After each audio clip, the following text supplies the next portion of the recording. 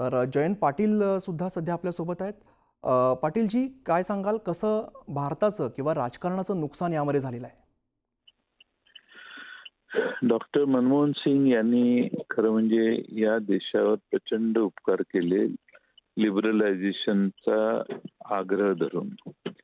आणि त्यावेळी नरसिंहराव यांच्या नेतृत्वाखाली जेव्हा मनमोहन सिंगांनी हे लिबरलायझेशनचं धोरण स्वीकारलं, ते गरजेचं होतं. कारण त्याच्या आधी देशाचं सोनं अ, पर परदेशात नेऊन गहाण ठेवून पैसे उभे केलेले होते.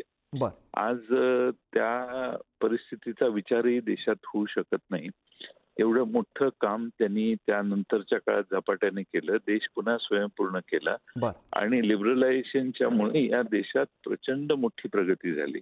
बर. आज जी प्रगती देशात आहे आणि विशेषतः ते पंतप्रधान ज्यावेळी झाले, ते 2004 ते 14 या 10 वर्षामध्ये त्यांनी या देशात विकास वाढीचा वेग अत्यंत वाढवला.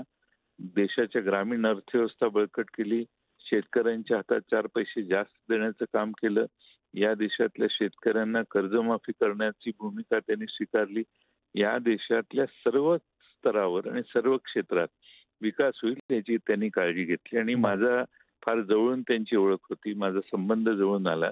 महाराष्ट्र जेव्हा अडचणीत होता 2002, 1, 2, 3, 4 ला, त्यावेळी विलासराव देशमुख साहेब आणि मी यांनी जाऊन त्यांची भेट घेतलेली.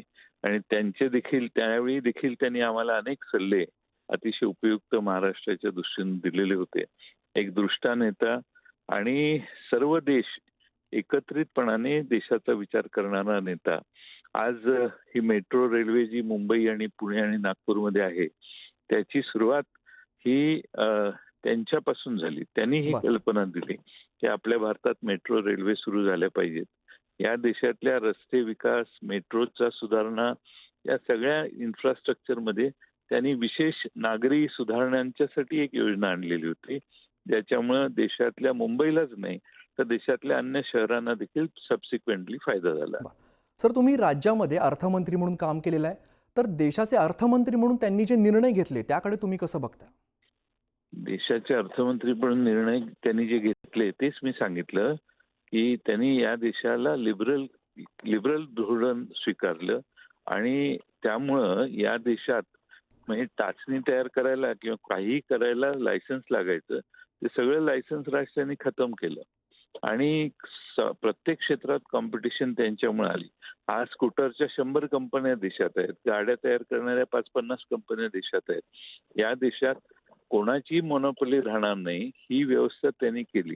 त्यामुळं अनेकांच्या हाताला काम मिळालं. अनेकांना नवे व्यवसाय काढता आले. आज जी समृद्धी देशात आहे त्याचा पाया मनमोहन सिंगांनी त्या काळात भरला. बर.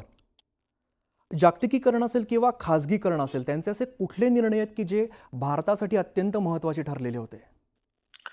जागतिकीकरण करण्याचा उद्देश हा की या देशाला आपण एका कवचात ठेवलेलं होतं. ते सगळं कवच त्यांनी मोडलं आणि भारतातल्या सगळ्या देशभर जगात आम्ही कॉम्पिटिशन करायला लागलो आणि जगातली माणसं इथं कॉम्पिटिशन करायला आली.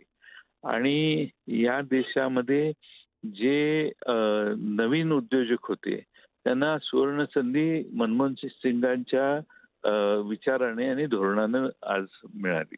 बर. तुम्ही त्यांच्यासोबत काम केलेलं आहे, तर एक राजकारणी म्हणून असा कुठला त्यांच्या स्वभावातला गुण होता जो तुम्हाला सगळ्यात जास्त भावलेला होता? अतिशय दुसऱ्यांचं ऐकून घेण्याची क्षमता प्रचंड होती. लोकांचा अवमान अजिबात कधी करायचे नाहीत.